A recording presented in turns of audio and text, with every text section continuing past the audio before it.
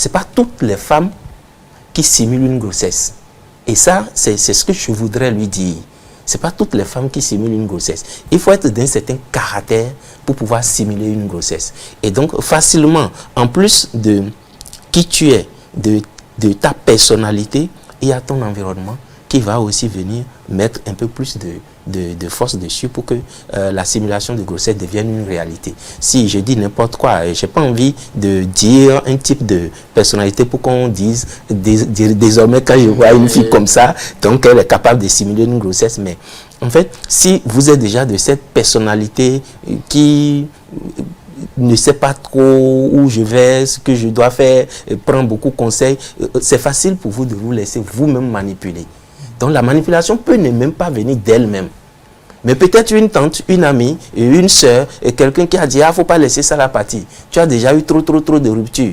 Il faut créer quelque chose. » Peut-être que quand tu vas lui dire ça et que quand il va venir, vous allez ensemble et ça va venir dedans. Il y a eu peut-être un calcul derrière. Donc dans tous les cas, que ce soit pathologique ou que ce soit, j'ai envie de dire stratégie, c'est que c'est élaboré d'abord.